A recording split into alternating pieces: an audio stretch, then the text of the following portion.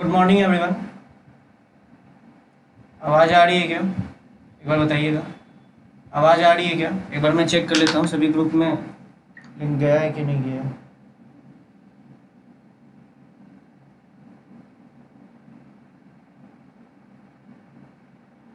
चलिए ठीक है।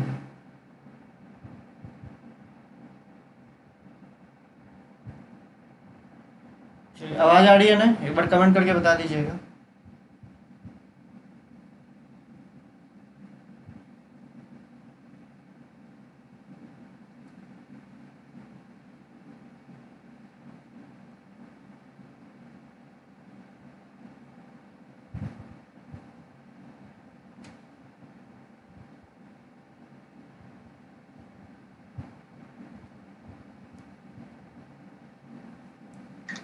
चलिए, पिछले लेक्चर में कोई डाउट था तो पूछ लीजिए, बाकी हम लोग आगे बढ़ेंगे।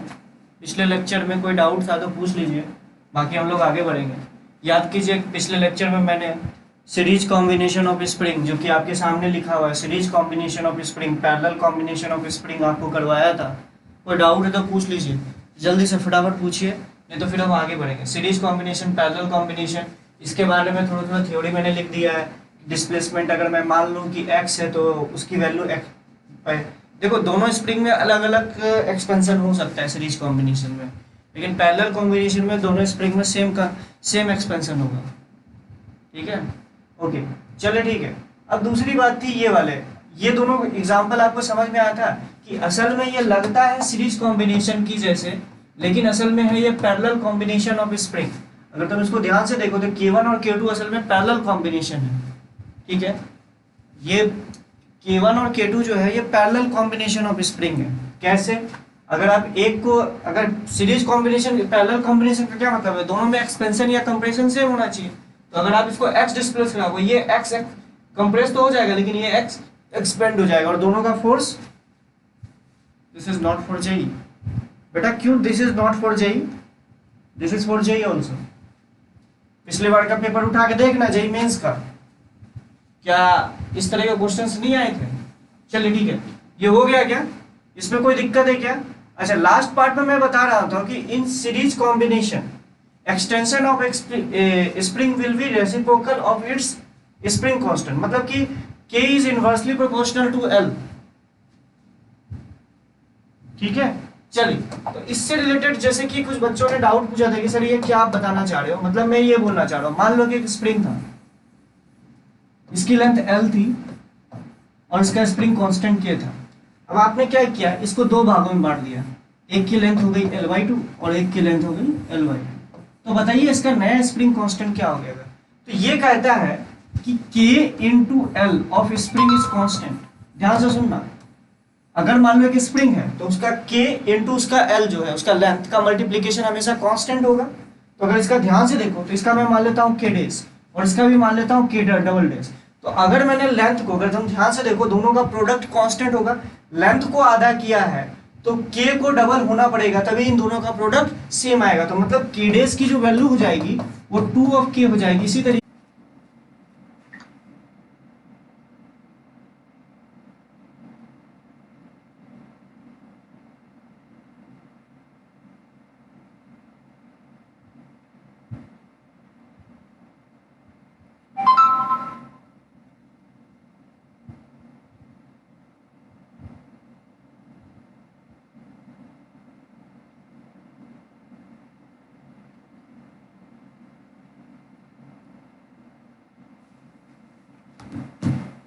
ओके, आवाज आ रही है क्या?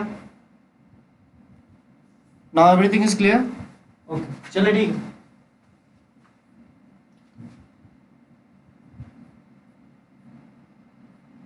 हम लोग इस पे बात कर रहे थे।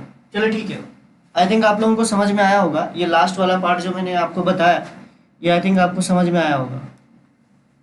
ठीक है, तो ये लास्ट वाला जो पार्ट है ये आई थिंक आपको समझ में आया होगा। ओके, चलिए ठीक है, ये लास्ट वाला पार्ट समझ में आया जो मैंने आपको एग्जाम्पल बताया। अब उसी के बेस पे एक क्वेश्चन मैं आपसे पूछता हूँ, एक क्वेश्चन मैं आपसे पूछता हूँ, ध्यान से सुनिएगा तो आपको लॉजिकली समझ में आएगा।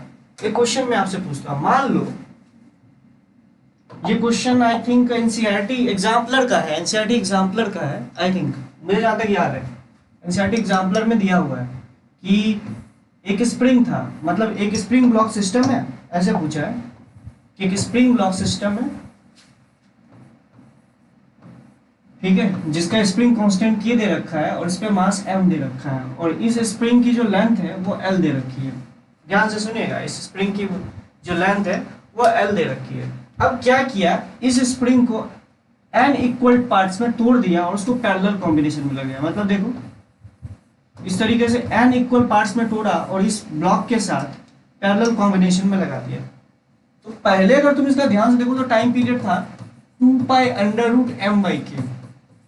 सिंपल स्प्रिंग ब्लॉक सिस्टम में जो स्प्रिंग का के होता है वो के ऑफ एसएचएम के बराबर हो जाता है। देखो के ऑफ एसएचएम अलग होता है और स्प्रिंग का के अलग होता है, तो जरूरी नहीं है कि हर बार के ऑफ एसएचएम स्प्रिंग के बराबर हो जाए, जैसे आपको एग्जांपल याद होगा। तो उसी तरीके से अब अच्छा एक बात बताओ, अगर सभी स्प्रिंग को, एक स्प्रिंग एल लेंथ की थी उसको एन इक्वल भाग में बांटा गया है, तो सभी स्प्रिंग का के कितना हो गया? मुझे लगता है ऑब्वियस ही बात है, सभी स्प्रिंग का जो लेंथ होगा वो L/N हो गया होगा। तो स्प्रिंग का स्प्रिंग कांस्टेंट कितना हो गया? मुझे लगता है सभी स्प्रिंग का स्प्रिंग कांस्टेंट जो है, अगर लेंथ 1/n टाइम्स हुआ है तो k को n टाइम्स होना पड़ेगा। तो सभी स्प्रिंग का जो k है वो nk हो गया होगा। तो अगर तुम इसको ध्यान से देखो तो सभी पैरेलल कॉम्बिनेशन में लगे हुए हैं। तो बताइए अब इसका नया स्प्रिंग कांस्टेंट कितना हो जाएगा? मुझे लगता है n स्क्वायर k टाइम्स हो जाएगा। अरे n करके n बार जोड़ दो तो क्या हो जाएगा? n स्क्वायर k टाइम्स हो जाएगा। तो ध्यान से देखिए, अब नया टाइम पीरियड क्या हो जाएगा? टीडीएस 2π√, ध्यान से देखो, m/k k की जगह क्या लिखोगे? k की जगह लिखेंगे n स्क्वायर k। तो ध्यान से देखिए, नया जो टाइम पीरियड है वो पुराने वाले टाइम पीरियड के 1/n टाइम्स हो जाएगा। समझ रहे हो मेरी बात को? ठीक है, ये एक छोटा सा बेसिक सा चीज मैंने आपको बताया और इसमें कुछ है नहीं, ज्यादा कुछ है भी नहीं, तो मैं आपको यही बोलूंगा। ठीक है सर, इसकी पीडीएफ मिलेगी क्या ग्रुप में? हाँ बेटा, आज के लेक्चर के बाद कुछ मैं मॉडिफिकेशन करूंगा इसमें और बाकी मैं आपको ग्रुप में शेयर कर दूंगा, टेंशन मत लीजिए। आज की जो भी पीडीएफ है वो आपको मिल जाएगी। चलिए, ये मैंने आपसे पूछा। अब आपके लिए क्वेश्चन है। क्वेश्चन क्या है बेटा? इस क्वेश्चन को एक बार ट्राई कीजिए, इस क्वेश्चन को एक बार ट्राई कीजिए। ये वाला क्वेश्चन आपको दिया हुआ है, आई होप क्वेश्चन आप लोगों को दिख रहा होगा। इस क्वेश्चन को एक बार ट्राई कीजिए। ये क्वेश्चन दिख रहा है ना? इस क्वेश्चन को एक बार ट्राई कीजिए, इस क्वेश्चन को एक बार ट्राई कीजिए बेटा।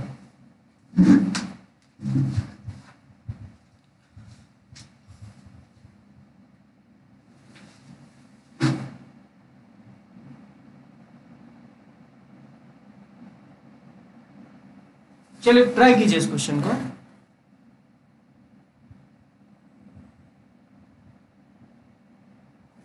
दिख रहा है ना सब कुछ अच्छे से?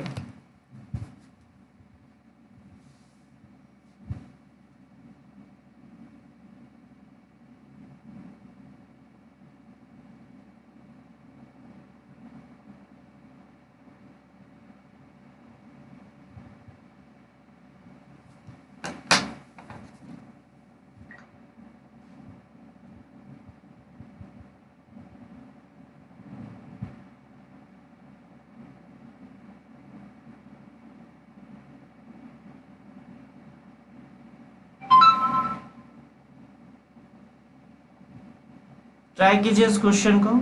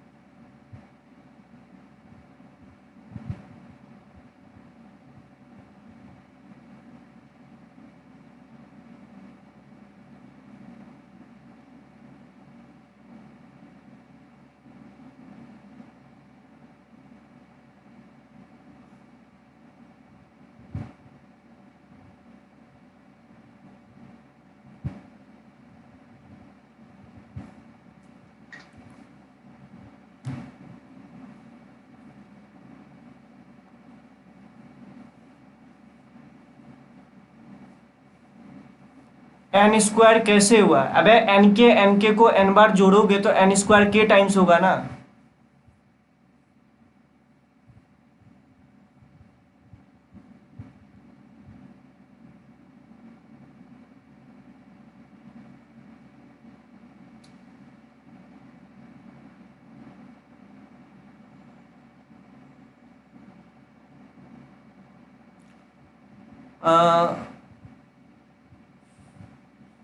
सलोनी गुप्ता डी, अभी कुमार मिश्रा सी। चलिए ठीक है, देखते हैं।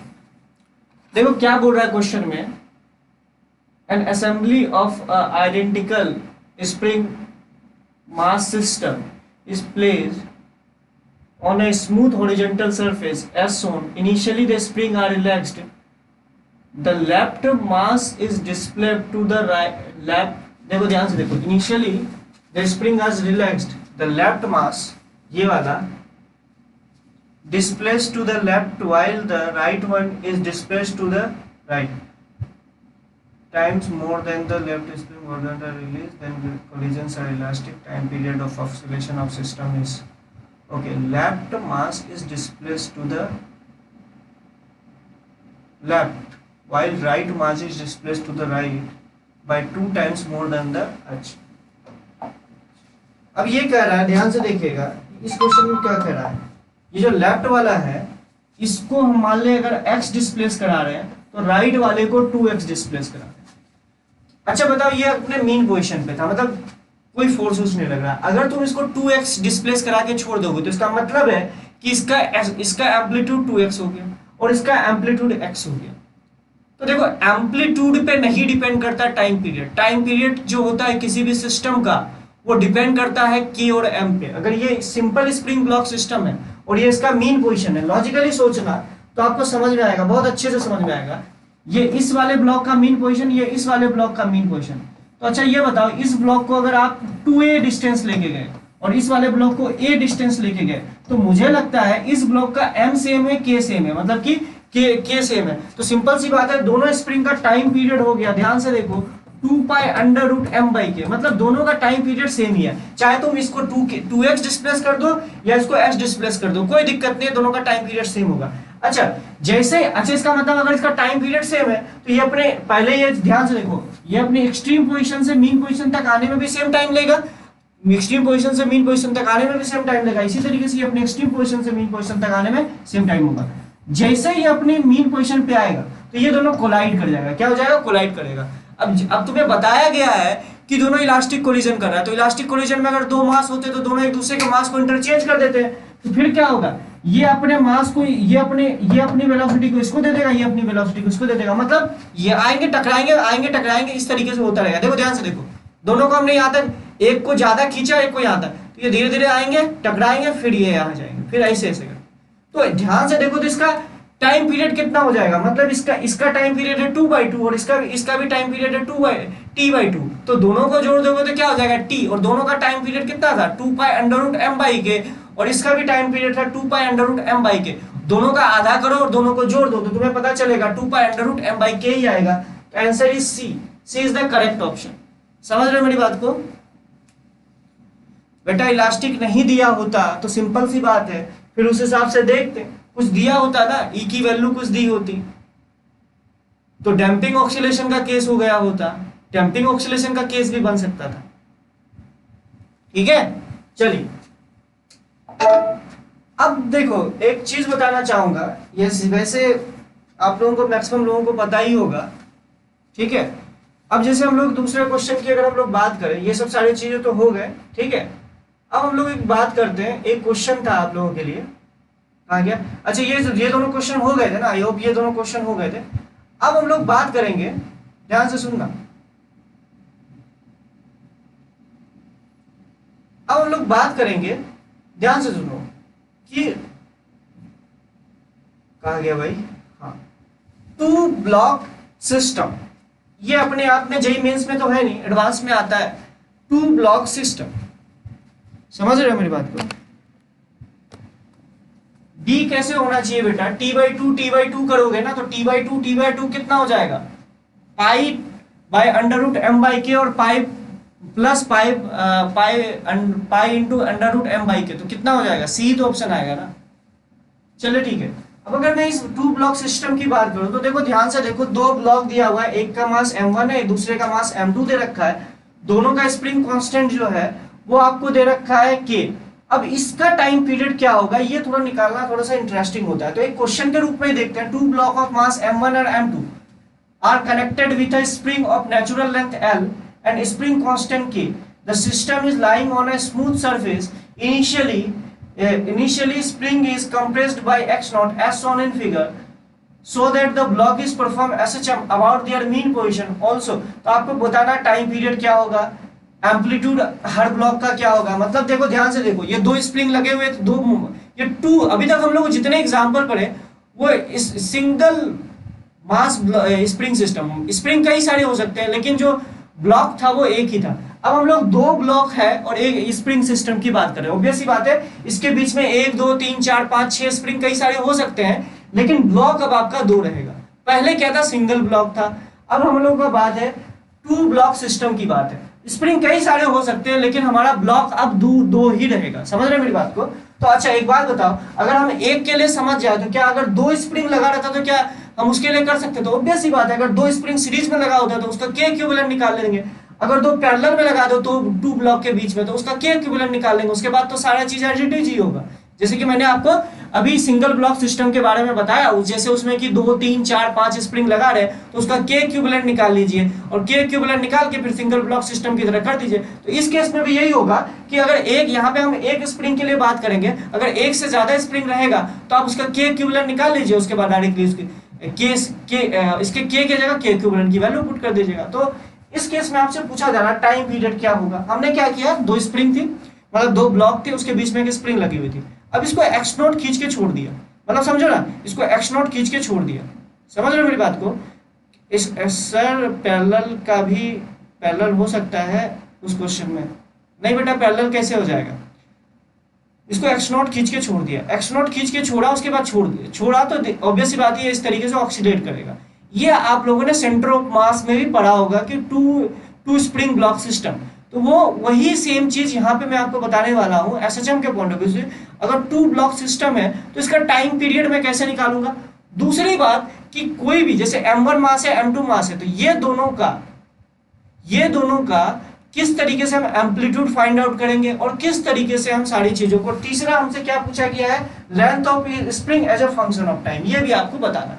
तो अच्छा देखते हैं, अब हमने क्या किया, दोनों स्प्रिंग का जो मिला के एक्सपेंशन है वो एक्स नॉट खींच के छोड़ दिया, या ऐसा समझो M1 मास को एक्स नॉट खींच के छोड़ दिया। तो ऑब्वियस ही बात है दोनों जो मास है वो इस तरीके से ऑक्सीलेट करेगा। तो देखते हैं, अगर तुम ध्यान से देखो तो किसी एक टाइम टी पे देखोगे तो ये M1 वाला मास जो है ये x डिस्प्लेस हो गया होगा, x1 डिस्प्लेस हो गया होगा। मान लेते हैं ये दो जो पॉइंट दे रखे हैं ना, ध्यान से सुनना, ऐसे इसका आपको पीडीएफ मिल जाएगा, कोई दिक्कत नहीं होगी, लेकिन मैं फिर भी यहाँ पे आपको कुछ चीजें क्लियरफाई कर देता हूँ। ये वाला जो पॉइंट दे रखा है ना, ये वाला और ये वाला, ये दोनों क्या दे रखा है, मान लेते हैं कि ये दोनों ब्लॉक जो है, ये दोनों ब्लॉक का ये मीन पोजीशन है। क्या है? मीन पोजीशन है। ये वाला जो ब्लॉक है ये अपने मीन पोजीशन से x1 डिस्टेंस पे चला गया, और ये वाला जो फर्स्ट वाला ब्लॉक है ये अपने मीन पोजीशन से, सॉरी, ये अपना x2 डिस्टेंस पे है मीन पोजीशन से, और ये x1 डिस्टेंस पे। अब तुम अगर ध्यान से देखो तो जो हमारा सरफेस है वो स्मूथ है, हॉरिजॉन्टली रखा हुआ है। तो अगर तुम ध्यान से देखो तो इस पर नेट फोर्स 0 होगा, कोई भी एक्सटर्नल फोर्स नहीं लग रहा होगा। कोई भी अगर एक्सटर्नल फोर्स नहीं लग रहा होगा तो लॉजिकली आप बोल सकते हो कि ये इस ब्लॉक का जो सेंटर ऑफ मास है वो रेस्ट पे रहेगा। ये लॉजिकल में बात बोल रहा हूँ। अच्छा मान लो कि सेंटर ऑफ मास इसका यहाँ है, तो सिंपल सी बात है, अगर आप सेंटर ऑफ मास इसका रेस्ट पे है तो तुम क्या लिखोगे, ध्यान से देखना, x, इसको ध्यान से देखना, इसको आप इस तरीके से लिख सकते हो क्या, मान लो कि किसी एक टाइम पे इस M1 मास का जो सेंटर ऑफ मास से जो पोजीशन था वो मान लो कि R1 है और ये R2 है। ध्यान से देखो तो क्या लिखोगे, M1 into R1। अगर तुम ध्यान से देखो तो ये लिखोगे, अगर तुम इधर इस साइड को पॉजिटिव x डायरेक्शन मानते हो, ये सेंटर ऑफ मास है, तो लिखोगे M1 into R1 minus of M2 into R2 upon of M1 plus M2 is equals to, ये आपका कांस्टेंट रहेगा, मतलब कि ये आपका कांस्टेंट रहेगा, मतलब कि इसकी पोजीशन फिक्स रहेगी, कोई एक पोजीशन आएगी। समझ रहे हो मेरी बात को? अगर तुम इसको डिफरेंशिएट कर दो तो ध्यान से देखो तो ये तो आपका भैया उस तरफ जाके 0 हो गया। तो अब अगर तुम ध्यान से देखो m into delta R1 minus of m into delta R2 is equals to 0, मतलब कि mass into change in position of x1 minus of mass into change in position of m2 ये m1 है, ये m2 है, तो mass into change in position of x1 minus of m into change in position of x2 should be equals to 0। समझ रहे हो मेरी बात को? अगर सेंटर ऑफ मास रेस्ट पे रहना है तो इसका सिंपल सी बात है, यहाँ पे ऐसे भी समझ सकते हो, m1 plus m2 into change in position of centre of mass should be equals to 0। यही चीज मैंने दिखाने की कोशिश की। पहले मैंने लिख लिया कि सेंटर ऑफ मास की जो पोजीशन है वो कुछ होगी, कोई मतलब मैंने कांस्टेंट कुछ मान ली, तो उसको डिफरेंशिएट करोगे x के रिस्पेक्ट में, तो सिंपल सी बात है मास तो कांस्टेंट है दोनों का मास, तो m dr by dx आ जाएगा और dr2 by dx, और dr क्या है? Change in position of m1। तो change in position of m1 कितना दे रखा है? x1 दे रखा है ना, ये अपने मीन पोजीशन से x1 डिस्प्लेस हो गया और ये अपने मीन पोजीशन से x2 डिस्प्लेस हो गया, तो आप लिख सकते हो m1 into x1 minus of m2 into x2। ध्यान से देखिए, चाहे आप इसको माइनस कर दो या उसको माइनस कर दो, बात एक ही पड़ेगा। यानी यहां से मुझे एक बात पता चल गई, m1 x1 is equals to m2 x2। ये बताइए, ये आपको समझ में आया कि नहीं आया कि m1 x1 is equals to m2 x2 कैसे आ गया? अबे सिंपल सी बात है, आपका सेंटर ऑफ मास जो है आपका वो रेस्ट पे रहने वाला है, तो आप सिंपल सी बात है सेंटर ऑफ मास की कुछ पोजीशन मान लो, ठीक है। अब उसको डिफरेंशिएट करोगे तो इसका मतलब है कि टाइम के साथ सेंटर ऑफ मास के पोजीशन में कोई चेंज नहीं आएगा, या कोई भी एक्स के साथ उसके सेंटर ऑफ मास के पोजीशन में कोई चेंज नहीं आएगा, या टाइम के साथ मान लो, तो सिंपल सी बात है dr by dt कर दो, dr by dt कर दो, तो सिंपल सी बात है उसकी पोजीशन में कोई चेंज नहीं आएगा।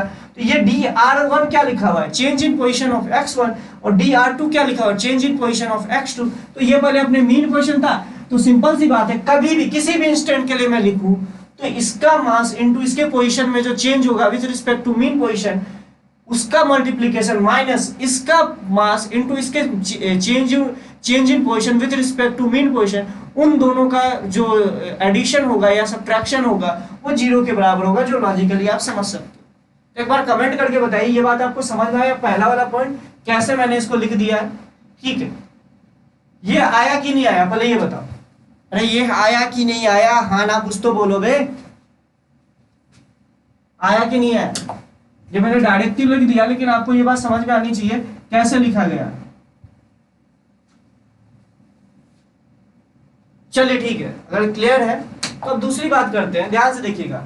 अब अगर तुम ध्यान से देखो तो स्प्रिंग में नेट एक्सपेंशन कितना हो गया? अगर तुम ध्यान से देखो तो इस केस में अगर तुमने x1 और x2 मान रखा है, अगर तुमने x1 और x2 मान रखा है तो ध्यान से देखो कि स्प्रिंग में नेट एक्सपेंशन कितना आ गया। अगर तुम ध्यान से देखो x1 plus x2 is the net expansion is spring, क्योंकि ये दोनों अपने नेचुरल, अगर ये देखो ये यहाँ पे E1 EP1 और EP2 दे रखा है, तो EP1 और EP2 क्या है कि M1 और M2 का जो असल में वो मीन पोजीशन है, तो ये अपने मीन पोजीशन से x1 और x2 डिस्प्लेस हुआ। तो स्प्रिंग में देशराज कुमार, धीरज कुमार, वह मैं ये बोल रहा हूं, ध्यान से सुनो, कोई भी नेट एक्सटर्नल फोर्स नहीं है, तो सिंपल सी बात है सेंटर ऑफ मास हमारा रेस्ट पे होगा। तो एक बात बताओ, सेंटर ऑफ मास अगर रेस्ट पे होगा तो कुछ लिखोगे ना, मान लो कि इसकी x पोजीशन दे रखी है x0, तो लॉजिकली सोच के बताना, ये सेंटर ऑफ मास आपका इनिशियली x0 पे था, तो क्या आप लिखोगे m1 इंटू इधर का पोजीशन मान लो, सपोज करो सेंटर ऑफ मास आपका यहाँ पे था, देखो ये आपका m1 दे रखा है, ये आपका n2 दे रखा है, मान लो सेंटर ऑफ मास x0 पे था, तो इनिशियली किसी r1 डिस्टेंस पे था, ये आपका r2 डिस्टेंस पे था, तो क्या आप लिखोगे? ध्यान से देखो, अगर आप m2 वाले को पॉजिटिव सेंस में देखो तो ध्यान से देखो क्या लिखोगे, m2 into r2 minus of, ये आपके नेगेटिव में दे रखा है, m1 into r1 upon m1 plus m2 is equals to x0 के बराबर होगा। ये हर एक कंडीशन के लिए होल्ड करेगी ना, कि ये तो मैंने अभी r1 डिस्टेंस माना, ये r2 डिस्टेंस माना, ये टाइम के रिस्पेक्ट में तो चेंज हो रहा होगा। या इसको पार्शियल डिफरेंशिएट कर दीजिए, पार्शियल डिफरेंशिएट कीजिएगा तो ये m2 को उस तरफ मल्टीप्लाई कर दिए, तो m2 को मल्टीप्लाई कर दीजिएगा तो क्या लिखेगा? ध्यान से देखो, m2 m1 प्लस m2 नीचे लिखता हूं, इसके बाद m1 plus m2 into x0 should be equals to m2 r2 minus of m1 r1। अब इसको पार्शियली डिफरेंशिएट कर दीजिए, तो ये तो हो गया भैया 0, ये तो हो गया 0, इसको क्या लिखोगे m2 into delta of r2 minus of m1 into delta of r1। तो ध्यान से देखो, तो डेल्टा ऑफ R2 क्या दे रखा है, डेल्टा ऑफ R2, ये तो पूरा का पूरा कांस्टेंट है तो इसका पार्शियल डिफरेंशिएशन जी भी जीरो हो जाएगा। डेल्टा ऑफ R2 क्या है, असल में change in position of M2, ध्यान से, change in position of M2, और ये डेल्टा ऑफ R1 क्या होगा, change in position of X1। तो ध्यान से देखो, इसको मैं लिख सकता हूं M2 into X2 minus of M1 into X1 should be equals to 0। ये change in position of M2 mass है और ये change in position of M1 mass है। तो सिंपल सी बात है, इसको इस तरीके से, कई बोलेगा कि sir M1 X1 minus M2 X2 लिखा था, ये M2 X2 minus M1 X1 लिखा। अबे एक ही बात है, माइनस से मल्टीप्लाई कर दो, बात एक ही है। ठीक है, अब आई होप समझ में आ गया होगा, नहीं समझ में आएगा तो कोई बात नहीं, वीडियो आपके पास अवेलेबल रहेगा, दोबारा से आप पीछे जाके एक बार दोबारा देख लीजिएगा, इससे ज्यादा मैं नहीं बता सकता बेटा। ठीक है, अब आपको क्या बोल रहा है, ध्यान से सुनिएगा, सेकेंड स्टेप में ये बोल रखा है कि अगर तुम ध्यान से देखो तो ये स्प्रिंग जो है अपने नेचुरल लेंथ से x1 प्लस x2 एक्सपेंड हो चुकी है। तो सिंपल सी बात है, इस पे जो फोर्स लगेगा, अगर मैं एक के हिसाब से देखूं, अगर तुम ध्यान से देखो, अगर तुम ध्यान से देखो,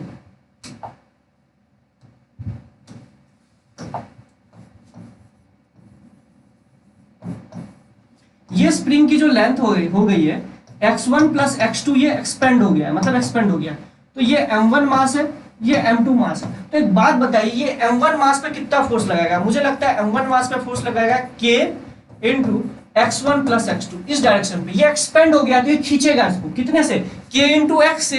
तो सिंपल सी बात है, k into x1 plus x2। इसी तरीके से ये तो m1 मास को खींच रहा है, इसी तरीके से क्या m2 मास को भी इसी फोर्स से खींचेगा इस तरफ, और वो होगा k into x1 plus x2। ध्यान से देखो, ये m2 मास है। अगर हम m1 मास के लिए लिखे तो क्या मैं ये चीज लिख सकता हूं क्या, ध्यान से देखो, अब यहां देखना, ध्यान से देखो, क्या मैं ये लिख सकता हूं k into x1 plus x2 is equal to minus हो, इस पे इसका कुछ इस समय एक्सेलरेशन होगा, अगर तुम इसको लॉजिकली सोचो तो इसका कुछ एक्सेलरेशन होगा, इसके एक्सेलरेशन को, m1 मास के एक्सेलरेशन को मैंने लिखा, ये m1 मास का एक्सेलरेशन दे रखा है, क्या दे रखा है बेटा, ये m1 मास का एक्सेलरेशन दे रखा है। तो ध्यान से देखो कि a1 का एक्सेलरेशन कितना हो जाएगा, ध्यान से देखो, a1 का एक्सेलरेशन मैंने ऐसे लिखा है और इसको ऐसे, अच्छा ये आपको m1 मास के लिए हम लोगों ने लिख लिया, मैं इसको करके ही दिखा देता हूं। अगर तुम ध्यान से देखो, इसको मैं ऐसे लिख सकता हूं, अगर एक मास आपका m1 दे रखा है, ठीक है, और ये आपका m2 दे रखा है, तो मैंने ये बोला कि इसके बीच में स्प्रिंग रखी हुई है और जिसमें जो एक्सपेंशन है, इसमें जो इस स्प्रिंग में जो एक्सपेंशन है वो x1 प्लस x2 हो रखा है, क्योंकि आपने माना है कि ये मीन पोजीशन से x1 डिस्प्लेस हो गया, ये मीन पोजीशन से x2 डिस्प्लेस हो गया। ठीक है,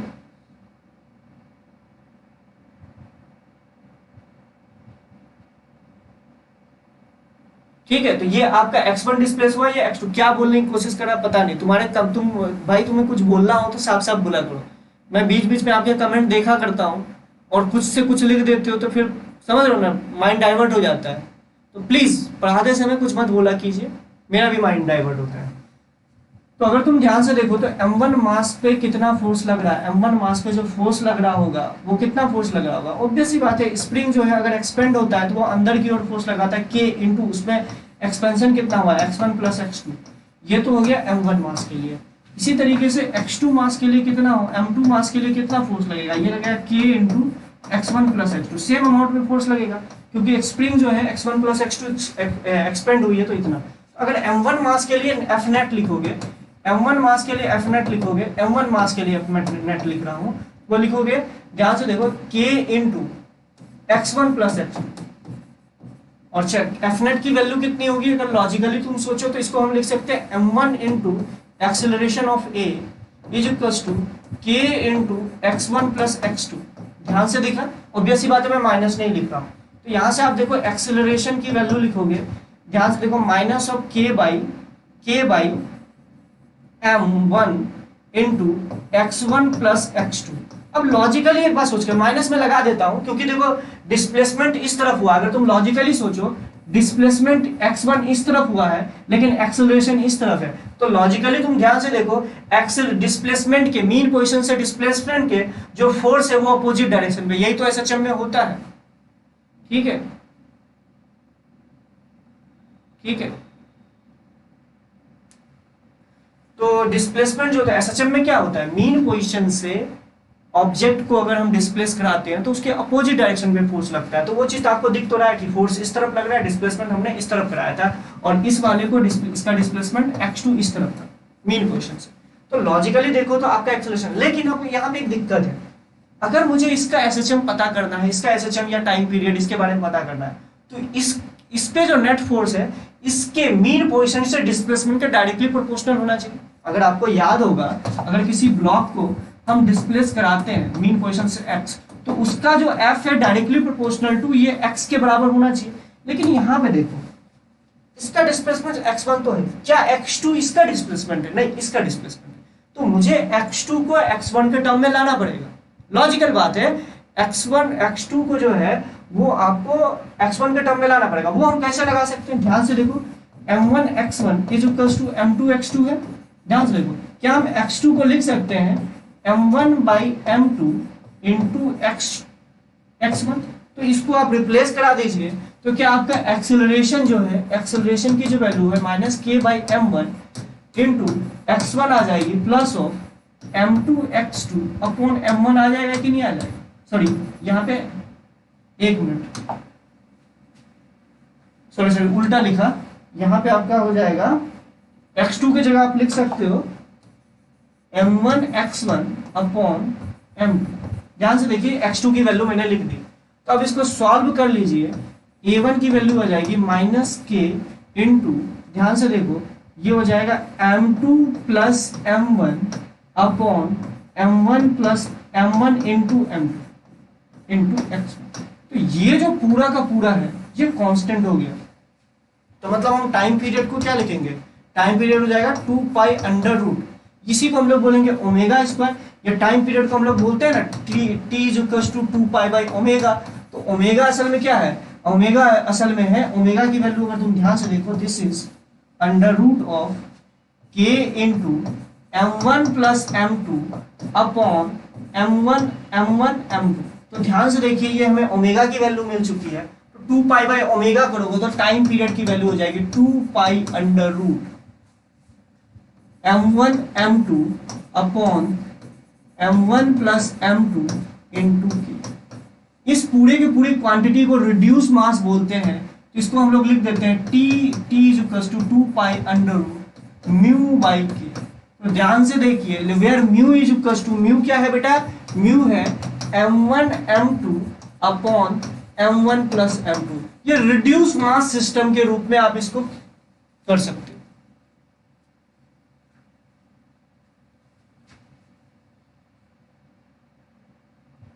समझ रहे हो मेरी बात को? ये बात आपको समझ में आया? बताइए कितने लोगों को समझ में आया कि इसका जो टाइम पीरियड है, ये जो m1 मास का जो टाइम पीरियड है वो मुझे मिल चुका है इतना। इसी तरीके से आप m2 मास का टाइम पीरियड लिखिएगा। ध्यान से देखिए, m2 मास का जब टाइम पीरियड निकालिएगा, अब m2 मास के लिए अगर आप टाइम पीरियड निकालिएगा तो कैसे निकालिएगा? देखो, m2 मास में जो फोर्स लग रहा था वो लग रहा था k into x1 plus x2। अगर तुम लॉजिकली देखो तो ये m2 मास में फोर्स लग रहा था। तो m2 मास का जो नेट फोर्स है कितना लगेगा? नेट फोर्स जो आएगा वो नेट फोर्स कितना होगा बताइए? वो हो जाएगा k into x1 plus x2। लेकिन m2 मास का जो डिस्प्लेसमेंट है मीन पोजीशन वो तो x2 है, यानी आपको इसका जो डिस्प्लेसमेंट दैट इज x1 आ रहा है, इसके टर्म x1 को आपको x2 के टर्म में कन्वर्ट करना पड़ेगा। उसके बाद जब इसका टाइम पीरियड निकालेगा, m2 मास का भी टाइम पीरियड जो आपका आएगा वो भी आ जाएगा 2 pi under root mu by K. मतलब 2 ब्लॉक सिस्टम में सभी ब्लॉक का टाइम पीरियड सेम होता है। समझ रहे हो मेरी बात को? सभी ब्लॉक का टाइम पीरियड सेम होता है। एक बात समझ में आई? तो आपको ये बात समझ में आ रहा होगा, हेंस टाइम पीरियड इतना, और where mu is equals to m1 into m2 upon year which is known as reduce mass. क्या हम लोग मानते हैं? जिसको कि हम लोग रिड्यूस मास बोलते हैं। आई होप आपको ये वाला चीज पूरा का पूरा समझ में आया होगा।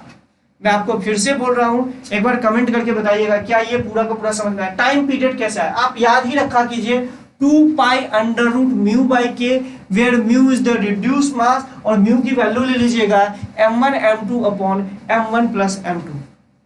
समझ रहे हो मेरी बात को? तो आप 2 ब्लॉक सिस्टम में रिड्यूस मास की हेल्प से भी आप यूज कर सकते हो। समझ रहे हैं? तो एक बार बताइए, आगे बढ़ो, एक बार कमेंट करके बताइए ये पार्ट समझ में आ गया। अच्छा, अब अगर हम लोग बी पार्ट की बात करें तो बी पार्ट में आपसे पूछ क्या रहा है, ध्यान से देखो। बी पार्ट में आपसे पूछ रहा है find the amplitude of each block. आपसे पूछा जा रहा है एम्पलीट्यूड बताइए दोनों ब्लॉक का। तो बहुत ज्यादा आसान है, अगर तुम ध्यान से देखो तो किसी अगर तुमने अभी एक रिलेशन निकाला था, अगर तुम्हें याद होगा तो आपने एक रिलेशन निकाला था m1x1 is equals to m2x2। देखो ये ध्यान से देखो, ये अगर आपने निकाला होगा तो ये आपको याद होगा m1x1 is equals to m2x2, ये आपका था। अगर तुम ध्यान से देखो जब दोनों ब्लॉक अपने एक्सट्रीम पोजीशन पे होगा तो वो मीन पोजीशन से दोनों ब्लॉक जो है वो पहला वाला ब्लॉक A1 डिस्प्लेस पर होगा। मतलब समझो, अगर तुम ध्यान से देखो ये M1 ब्लॉक था और ये M2 ब्लॉक था, ये दोनों अपनी मीन पोजीशन से, ये मान लो अपने एक्सट्रीम पोजीशन पे A1 डिस्टेंस पे है और ये अपने A2 डिस्टेंस पे, ये दोनों अपने एक्सट्रीम पोजीशन पे। तो क्या मैं लॉजिकली लिख सकता हूं क्या M1 into A1 should be equals to M2 into A2? Logically मैं लिख सकता हूं, क्योंकि ये क्या था, अगर तुम ध्यान से देखो, change in position of M1 और ये था change in position of M2 with respect to their mean position. तो ध्यान से देखो, ये अपने मीन पोजीशन से A1 डिस्टेंस पे है और ये अपने मीन पोजीशन पे, एम्पलीट्यूड ही मान लिया इसका A1 है और ये अपने मीन पोजीशन से A1 डिस्टेंस पे, मतलब ये अपनी एक्सट्रीम पोजीशन पे, ये भी अपनी एक्सट्रीम पोजीशन पे। उस केस के लिए आप ऐसे लिख सकते हो, इसी से आया है, समझना मेरी बात को, इसी से आया, ये मैंने लिख लिया। अच्छा, एनर्जी कंजर्वेशन से क्या लिख सकते हो, अगर तुम्हें याद होगा तो शुरुआत में क्वेश्चन में दे रखा था कि शुरुआत में ही कि दोनों का जो डिस्प्लेसमेंट, अगर तुम ध्यान से देखो दोनों को खींचा कितना गया था, अगर तुम स्प्रिंग को खींचे थे कितना, x0 खींचे थे, जितना आप स्प्रिंग में इनिशियली खींचते हो वही तो उसकी क्या हो जाती है, एम्पलीट्यूड बन जाती है। इसलिए लॉजिकली देखो तो A1 प्लस A2 की जो वैल्यू आएगी वो आपका कितना आ जाएगा, अगर तुम ध्यान से देखो A1 प्लस A2 की वैल्यू कितनी आ जाएगी, x0 के बराबर आ जाएगा। क्यों आ जाएगा, क्योंकि तुमने स्प्रिंग को इनिशियली जो रुका हुआ था उसका आपने x0 खींच के छोड़ दिया। तो एम्पलीट्यूड की वैल्यू किस चीज पे डिपेंड करती है, एम्पलीट्यूड की वैल्यू इस चीज पे डिपेंड करती है कि इनिशियली स्प्रिंग ब्लॉक सिस्टम रुकी हुई थी उसको आपने कितना खींच के छोड़ दिया, जितना खींच के छोड़ोगे वही उसका एम्पलीट्यूड जाएगा। तो यहाँ पे दो ब्लॉक सिस्टम है तो सिंपल सी बात है, दोनों का एम्पलीट्यूड मिला के x0 के बराबर होगा। तो यहाँ से आप देखिए A1 और A2 के बीच में, देखिए ध्यान से देखिए, तो यहाँ से आपको पता चल जाएगा, ध्यान से देखिए A1 की वैल्यू और A2 की वैल्यू पता चल जाएगी। तो देख लीजिए यहाँ पे ध्यान से देखिए, आप एनर्जी कंजर्वेशन लगा सकते हो। एनर्जी कंजर्वेशन जैसे लगाओगे हाफ की एक्स स्क्वायर, अगर तुम ध्यान से देखो तो पहले वाले का मीन, अगर तुम ध्यान से देखो जब दोनों स्प्रिंग अगर खिंच गई होगी तो वहां से आप यहाँ से निकाल सकते हो, यहाँ से भी लिख सकते हो या दो। ये असल में इन्होंने एनर्जी कंजर्वेशन से ये चीज बताई है, लेकिन मैं आपको थ्योरेटिकली भी ऐसे बता सकता हूं कि A1 प्लस A2 की वैल्यू x के बराबर होगी। कैसे होगी, x0 के बराबर होगी। क्यों बराबर होगी, क्योंकि तुम लॉजिकली सोचो ना, लॉजिकली तुम सोचो ना बेटा, देखो यहां पे फालतू बकवास मत क्या करो, एक मिनट।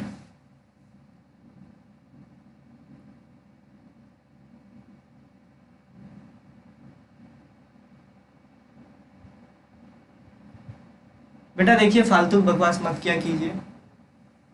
मुझे पता है कि कई बच्चे होते हैं जिनको स्लो पढ़ना होता है, कई बच्चे होते हैं फास्ट पढ़ना चाहते हैं, मुझे तो सबको लेके चलना पड़ेगा। तो प्लीज़ पहले तो ये बात कमेंट करना बंद कीजिए। दूसरी बात, आप लोग यहाँ पे पढ़ने के लिए आए हो, एक दूसरे से झगड़ने के लिए नहीं आए हुए हो।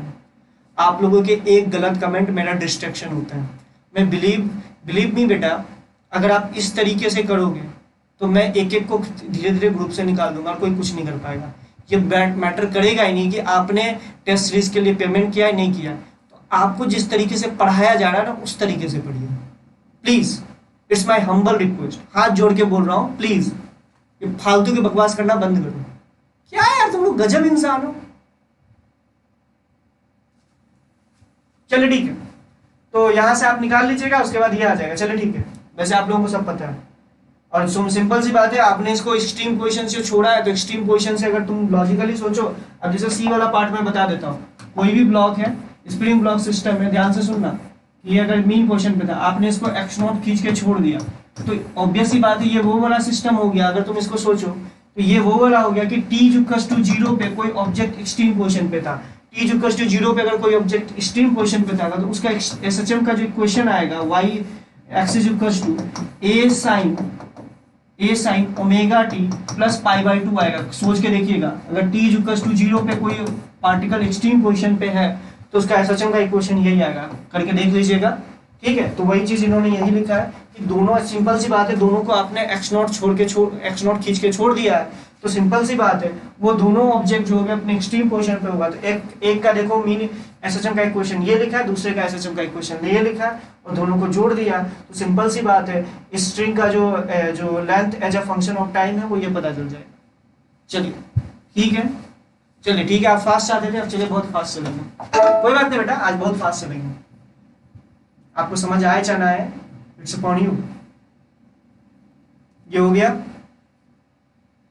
तो इसीलिए याद रखिएगा। अब जैसे मैं कुछ क्वेश्चन की बात कर लूं, तो कुछ क्वेश्चन की बात कर लूं,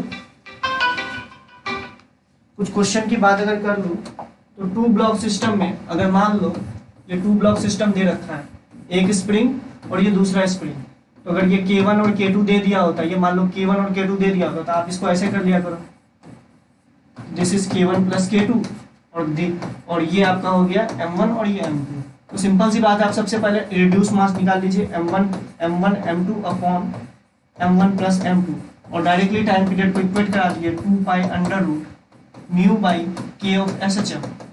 यहाँ पे K of SHM K1 plus K2 के बराबर हो जाएगा, तो देखिए टाइम पीरियड हो जाएगा 2 pi under root mu by K1 plus K2।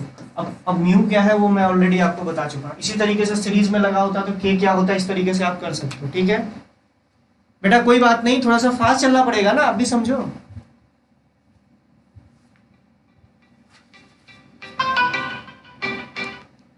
ठीक है, चलिए कोई बात नहीं। चलिए अब हम लोग बात करते हैं एनर्जी मेथड की। देखिए एसएचएम का अगर आपको टाइम पीरियड निकालना है, अगर आपको एसएचएम का टाइम पीरियड निकालना है तो 2 तरीके से हम लोग निकाल सकते हैं। पहला होता है फोर्स मेथड, जो कि ऑलरेडी मैं आपको बता चुका हूं, और दूसरा होता है एनर्जी मेथड। अब एनर्जी मेथड की सबसे अच्छी खासियत, कई जगह क्या होता है, एनर्जी मेथड से आपको ज्यादा आसानी से कर सकते हो। तो देखो ध्यान से देखो, हमने एक क्वेश्चन ले रखा है। अब देखो एनर्जी मेथड से आप ये भी लगा सकते हो, अगर मान अभी तक हम लोग जितने भी क्वेश्चन डील कर रहे थे उसमें जो हमारा पुली होता था वो मासलेस होता था, लेकिन अगर मासलेस आपका पुली नहीं भी होता फिर भी हम लोग एनर्जी मेथड से ये निकाल सकते थे उस ऑब्जेक्ट का टाइम पीरियड क्या होता। लॉजिकली भी सोचना, पहले आप मैं आपको यही बोल रहा हूं कि अगर आपका मासलेस पुली होता, लॉजिकली सोचना, एनर्जी मेथड से हम ये कर सकते हैं। सुन लो मेरी बात को अच्छे से, एनर्जी मेथड से हम आराम से निकाल सकते हैं कि अगर हमारा पुली मासलेस ना हो, कोई मास का हो, तो उसका टाइम पीरियड पे क्या फर्क पड़ेगा। तो पहले तो आप ये मान लो कि इस वाला जो पुली है इसका मास आपको m दे रखा है, और इसका यहाँ सोच लो कि इस पुली का जो मोमेंट ऑफ इनर्शिया I दे रखा है। सिंपल सी बात है, ये पुली घूमेगा।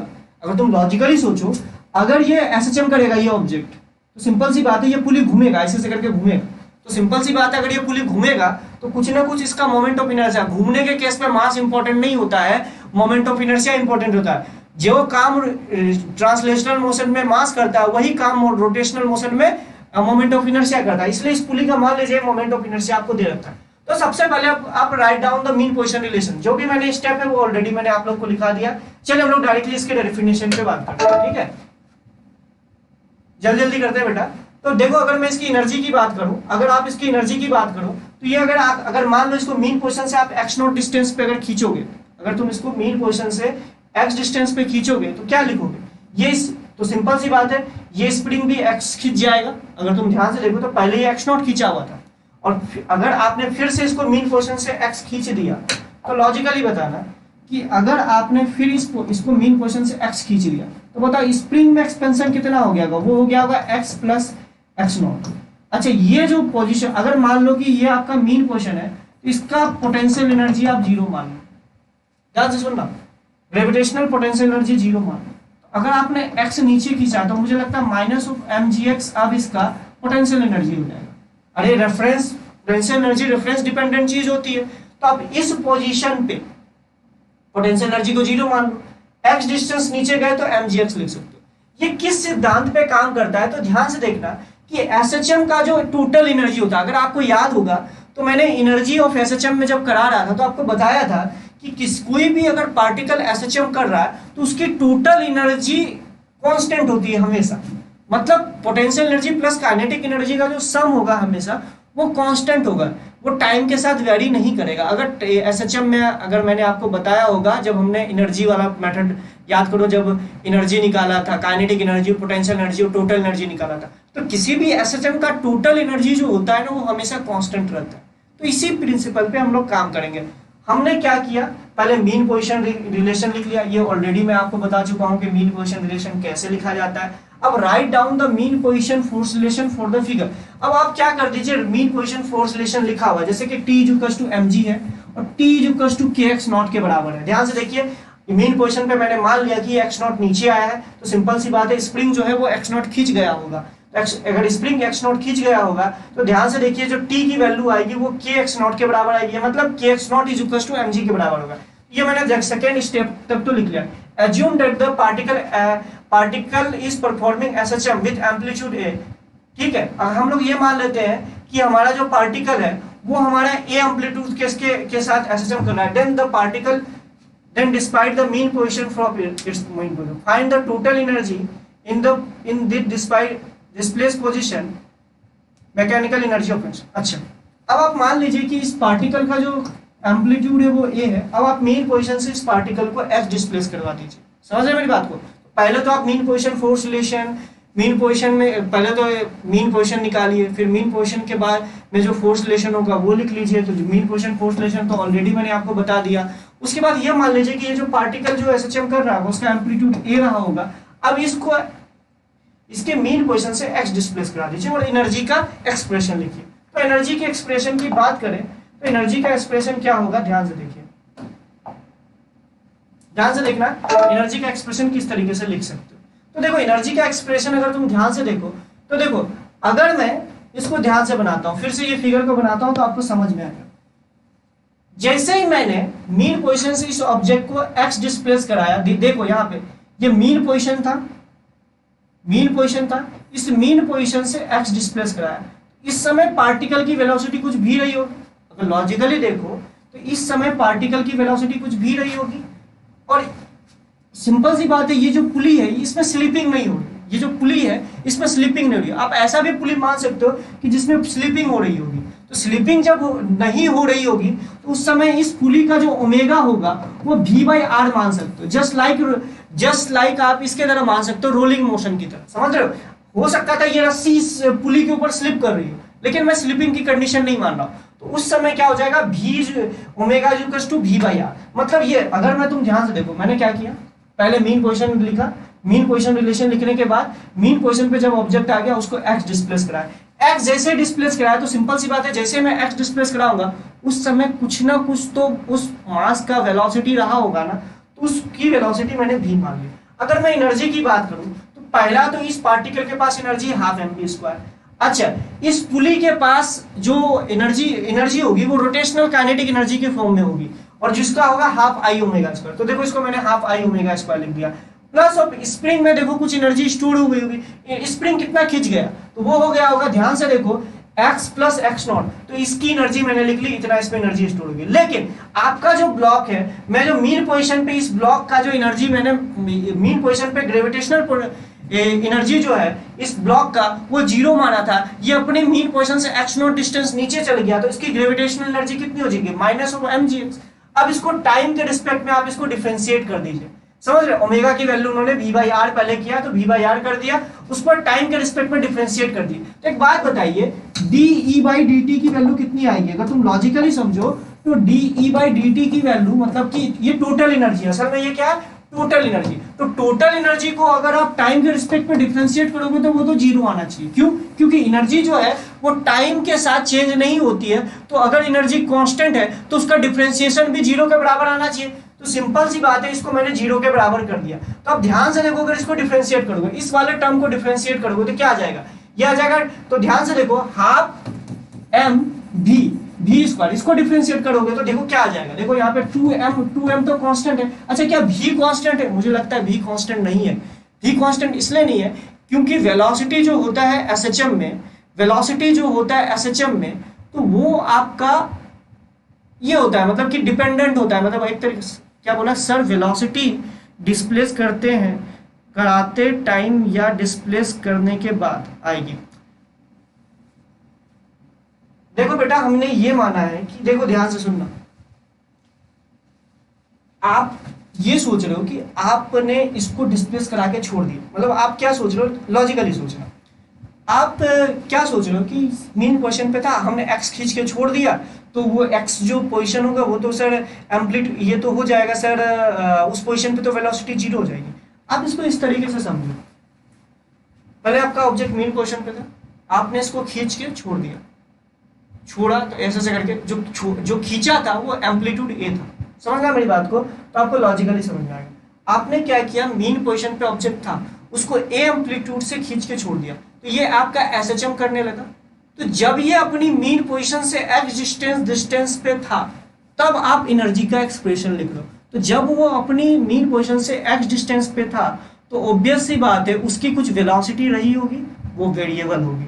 ऑब्वियस सी बात है, उस वेलोसिटी के बारे में आप जानते हो, omega under root of A square minus X square, वो आप जानते हो।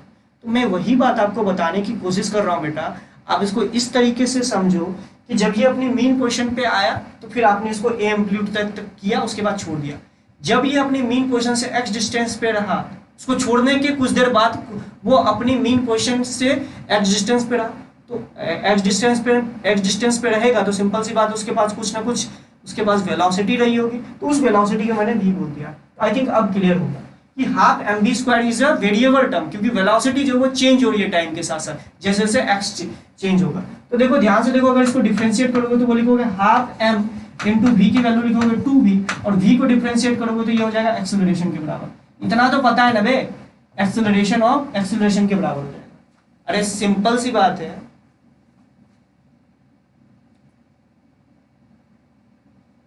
अब कुछ लोग बोल रहे हैं कि सर छोड़ने के बाद वेलोसिटी ऊपर आएगी ना। बेटा या तो तुम ऊपर मान लो या तो नीचे मान लो, बात एक ही है ना, क्योंकि काइनेटिक एनर्जी, अगर वेलोसिटी तुम ऊपर मान लोगे, मेरी बात समझना, अगर वेलोसिटी तुम ऊपर मान लोगे तो काइनेटिक एनर्जी के एक्सप्रेशन में कोई फर्क पड़ेगा? एक बार बताओ, काइनेटिक एनर्जी वेलोसिटी ऊपर मान लो, तब क्या वेलोसिटी पे क्या फर्क पड़ेगा? काइनेटिक एनर्जी तो फिर भी पॉजिटिव ही रहेगी। अबे वेलोसिटी अगर ऊपर हो गया, चलो ऊपर ही मान लेते, तो कोई एक्सप्रेशन में कोई फर्क पड़ेगा क्या? कोई फर्क नहीं पड़ेगा। अबे कोई फर्क नहीं पड़ जाएगा, वेलोसिटी ऊपर मानो चाहे नीचे मानो, कोई बात नहीं। समझ रहे हो मेरी बात को? ठीक है, तो ये हो गया एक्सेलरेशन। तो ध्यान से देखिए, इसको डिफरेंशिएट करने के बाद ये आ गया डीवी बाई डी को आप एक्सेलरेशन बोलते हो। अच्छा, जब इसको डिफरेंशिएट करोगे तो सिंपल सी बात है, ओमेगा को हमने v बाई आर कर दिया, तो ये आ गया। इसी तरीके से जब इसको डिफरेंशिएट करोगे तो ध्यान से देखो, इसको डिफरेंशिएशन करना बहुत आसान है भाई, dx बाई dt आ जाएगा। और ये x भी जो है वो भी वेरिएबल है, तो dx बाई dt आ जाएगा। तो dx बाई dt को भी लिख दीजिए और dv बाई dt को एक्सेलरेशन के बराबर लिख दीजिए। क्या लिख दीजिए? एक्सेलरेशन के बराबर लिख दीजिए, जिसको कि स्टाइल मार के dx square by dt square इसने यहाँ पे लिखा है। समझ रहे हैं मेरी बात को? तो ऑब्वियस सी बात, फिर उसने वही किया है कि एनर्जी को जीरो करवाया है, तो सिंपल सी बात है। तो यहाँ पे अगर तुम देखोगे तो ये पूरा का पूरा कांस्टेंट हो गया। तो अगर तुम यहाँ पे देखोगे तो यहाँ पे क्या आ जाएगा, अगर तुम यहाँ पे देखो तो इस चीज को मैं चेंज कर दूंगा, अपने से कॉपी में लिखूंगा और इस चीज को मैं रिप्लेस करा के आपको तब भेजूंगा। देखो ध्यान से, तो अगर इसको मैं ध्यान से देखूं तो एक्सेलरेशन इज इक्वल्स टू क्या आ जाएगा, minus of K X by M plus I by R square. तो ये क्या हो गया, acceleration is directly proportional to X, ये आपका K of S H M आ जाएगा। K of S H M आ गया तो बेटा 2 पाई बाई ओमेगा निकाल। समझ रहे हो मेरी बात को? ये आपका सॉरी ओमेगा स्क्वायर आ जाएगा। अगर ओमेगा स्क्वायर आ गया तो फिर आप डायरेक्टली निकाल सकते हो। तो ध्यान से देखो, ध्यान से देखिए, तो यहाँ से निकालना बहुत आसान है। लेकिन अगर एक बात बताओ, अगर इसका मोमेंट ऑफ इनर्शिया जीरो, अगर ये मासलेस होता तो इसका मोमेंट ऑफ इनर्शिया जीरो हो गया होता। ध्यान से देखो, मोमेंट ऑफ इनर्शिया जीरो हो गया था, मोमेंट ऑफ इनर्शिया जीरो हो गया होता तो तुम देखो इसका टाइम पीरियड कितना आ गया होता। टाइम पीरियड वही आता 2 pi under root M by K. तो वही बात देखो, चाहे आप फोर्स बैलेंस मेथड से निकालो या एनर्जी मेथड से निकालो, बात एक ही आएगी।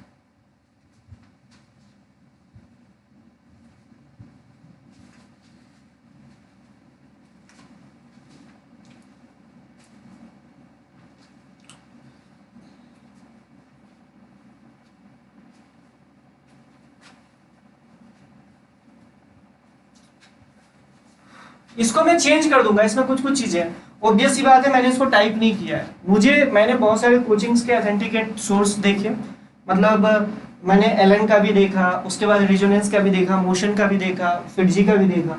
मुझे जो मतलब समझ रहे हो ना, जहां का मतलब एक्सप्लेनेशन ज्यादा अच्छा लगा वहां से मैंने ले लिया। ठीक है, चलिए मैं इसको चेंज करूंगा क्योंकि कई जगह आप ना इस चीज में कंफ्यूज हो जाते हो, इसमें कंफ्यूज होता है dx² कैसे करके लिखना है, तो मैं इसको अपनी लैंग्वेज में लिखूंगा और यहाँ पे चिपका दूंगा। एक बार बताइए कितने लोगों का क्लियर है? ये देखो एक क्वेश्चन में मैंने 2 इसलिए करवा दिया, देखना देखना बेटा, यहाँ पे 2 चीजें हो सकती थी। पहला तो मैं आपको मोमेंट ऑफ इनर्शिया इसका 0 मान के करवा देता तो तुम भी खुश हो जाते, लेकिन मैं आपको ये बोलने की कोशिश कर रहा हूँ कि एनर्जी मेथड का अच्छा जो यूज होता है ना, वो कब होता है? जब आपका मासलेस पुली ना दिया हो, जब एक मासलेस पुली ना दिया हो, एक पुली दे रहा हो जिसका मोमेंट ऑफ इनर्शिया कुछ दे रखा हो। सिंपल सी बात है, उस केस में ना आपको एनर्जी मेथड से टाइम पीरियड निकालना ज्यादा आसान होता है। अगर तुम इसी को फोर्स वाले मेथड से निकालते कि एक पुली मासलेस नहीं है, उसका कुछ मास दे रखा है या उसका मोमेंट ऑफ इनर्शिया कुछ दे रखा है, उस केस में उससे उसका थोड़ा सा निकालना थोड़ा मुश्किल हो जाता है। क्यों मुश्किल हो जाता है? उस केस में करना तो कुछ नहीं पड़ता, लेकिन वही है कि थोड़ा सा मुश्किल इसलिए होता है क्योंकि जब अब जो अगर आप इसको डिस्प्लेस कराते हैं तो पुली क्या होता, थोड़ा सा डिस्प्लेस हो गया होता, इतना थीटा एंगल डिस्प्लेस हो गया होता, उसके हिसाब से आपको रिलेशन लिखना पड़ता। एक मिनट,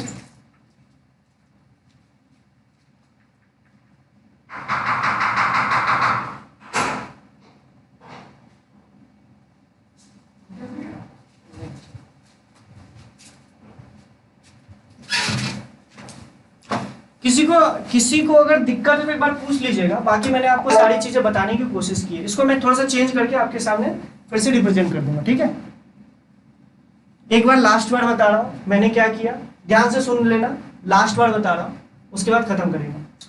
सबसे पहले आप क्या कीजिए, कोई भी अगर एनर्जी मेथड से आपको निकालना है तो सबसे पहले तो यही चीज लिखा कीजिए, मीन पोजीशन फोर्स रिलेशन लिखा कीजिए। मीन पोजीशन, सबसे पहले आपको तो मीन पोजीशन फाइंड आउट करना है, मीन पोजीशन फोर्स रिलेशन लिखा कीजिए। मीन पोजीशन पे मान लीजिए कि x0 ब्लॉक नीचे गया होगा, x0 ब्लॉक अगर नीचे गया होगा तो सिंपल सी बात है वो स्प्रिंग में कुछ एक्सपेंशन या कंप्रेशन हुआ होगा, उस हिसाब से देख लीजिए। उसके बाद मीन पोजीशन रिलेशन जो कि मैंने यहाँ पे लिख रखा है, T = mg, T = kx0 आपको दिख जाएगा। सिंपल सी बात है, यहाँ पे kx0 की बराबर T के बराबर हो जाएगी। ये तो मीन पोजीशन रिलेशन और मीन पोजीशन मैंने फाइंड आउट कर लिया। उसके बाद आप क्या कीजिए कि मीन पोजीशन से पार्टिकल को आप ए डिस्प्लेस करा दिए, मतलब कि उसको एम्पलीट्यूड तक लेके जाइए, उसके बाद छोड़ दीजिए। फिर ऑब्जर्व कीजिए कि जब पार्टिकल अपने मीन पोजीशन से एक्स डिस्टेंस पे रहा होगा तो सिंपल सी बात है उसकी कुछ वेलोसिटी भी रही होगी, उसका पोजीशन एक्स डिस्टेंस पे रहा होगा, सिंपल सी बात है मीन पोजीशन से एक्स डिस्टेंस पे रहा होगा। तो उस समय आप एनर्जी का एक्सप्रेशन लिखिए, क्योंकि एनर्जी जो होता है एसएचएम में वो कांस्टेंट होता है, तो सिंपल सी बात है आपको यहाँ पे फिर एनर्जी को डिफरेंशिएट कर दिए टाइम के रिस्पेक्ट में और इक्वल टू 0 करवा दीजिए, और dx/dt को वेलोसिटी बोल दीजिए और dv/dt को एक्सेलरेशन बोल दीजिए। तो acceleration is directly proportional to omega square X के टर्म में आ जाएगा और टाइम पीरियड को डायरेक्टली 2π/ω लिख सकते हो। ये पूरा का पूरा एक शॉर्ट में मैंने बता दिया कि एनर्जी का एक्सप्रेशन लिखना पड़ेगा। बेटा काइनेटिक एनर्जी का भी कितने सारे ऑब्जेक्ट का काइनेटिक, ऑब्वियस सी बात है कौन कौन सी एनर्जी आ सकते हैं, काइनेटिक एनर्जी आ सकता है, पोटेंशियल एनर्जी आ सकता है, और तीसरा रोटेशनल काइनेटिक एनर्जी आ सकता है। अगर आपका पुली अगर मासलेस ना दिया हो तो रोटेशनल काइनेटिक एनर्जी का भी टर्म आएगा। समझ रहे हो मेरी बात को? तो सारे एनर्जी को लिखिए, क्योंकि अगर एक भी एनर्जी अगर आपका छूट गया तो बेटा आपका आंसर गलत आएगा। जैसे यहाँ पे ध्यान से देखो, कई लोग क्या करते हैं कि ये अगर पुली मासलेस नहीं दिया है, इसका कुछ दे रखा है मोमेंट ऑफ इनर्शिया, तो कई लोग क्या करते हैं कि इसका जो मोमेंट ऑफ इसका जो रोटेशनल काइनेटिक एनर्जी इसको इग्नोर कर देते हैं। इसका तो एनर्जी लिखेंगे, ग्रेविटेशनल पोटेंशियल एनर्जी तो लिखेंगे, लेकिन इसका एनर्जी को इग्नोर कर देंगे। अगर इसका एनर्जी इग्नोर कर दोगे तो सिंपल सी बात है आंसर तो गलत आएगा ना। और अगर मासलेस पुली दे रखा है तो सिंपल सी बात है इसका रोटेशनल काइनेटिक एनर्जी की बात ही नहीं कर सकते, क्योंकि आई तो 0 हो चुका है। हाँ, इस मेथड से क्वेश्चंस को भी आप आसानी से, उसके बाद डिफरेंशिएट कीजिए, उसके बाद देखिएगा आपका आराम से। इसको मैं ठीक से अपने लैंग्वेज में लिख के पेज पे इसको चिपका दूंगा और आपको भेज दूंगा, ठीक है? चलिए ठीक है, एनर्जी मेथड को हम लोगों ने देख लिया। ये आप लोगों के लिए होमवर्क रहा है, इसका स्क्रीनशॉट ले लीजिए, ये आप लोगों के लिए होमवर्क रहा है। इसको कैसे करके सॉल्व कीजिएगा ये आप कीजिएगा, ठीक है? ये आपको दे रखा है, body of mass m freely to move a conservative field with a potential energy इतना, तो where u0 and alpha is the constant the time period of small oscillation is, मतलब कोई एक ऑब्जेक्ट है जो कि कंजर्वेटिव फील्ड में है, जिसका पोटेंशियल एनर्जी इस हिसाब से वैरी कर रहा है। अगर पोटेंशियल एनर्जी इस हिसाब से वैरी कर रहा है तो आपको बताना है कि उसका स्मॉल ऑक्सीलेशन के लिए उसका टाइम पीरियड क्या होगा। तो ये क्वेश्चन आप लोगों के लिए होमवर्क रहा। नेक्स्ट लेक्चर में हम लोग एंगुलर एसएचएम और टॉर्सनल पेंडुलम ये सब चीजें करके चैप्टर को कंप्लीट कर देंगे। ठीक है बेटा, तो अभी आपको थोड़ी देर में इसका एक्सप्रेशन, थोड़ी देर में आपको इसका मिल जाएगा। ठीक है, तो चलिए थैंक यू, आज यहीं तक रखते हैं और आपको थोड़ी देर में मैं कोशिश करूंगा 1 से 1.5 घंटे के अंदर इसका पीडीएफ मिल जाए, थोड़ा सा मॉडिफिकेशन करूंगा और आपको भेज दूंगा। ये आप लोगों का होमवर्क रहा। कल की लेक्चर में सबसे पहले यही क्वेश्चन को डिस्कस करेंगे। ठीक है, ये आप लोगों का होमवर्क रहा। एनर्जी मेथड को सॉल्व करने समझने के बाद इस क्वेश्चन को एक बार ट्राई कीजिए। ठीक है, चलिए thank you all of you, आज यहीं तक रखते हैं, नेक्स्ट लेक्चर में इसके आगे करेंगे।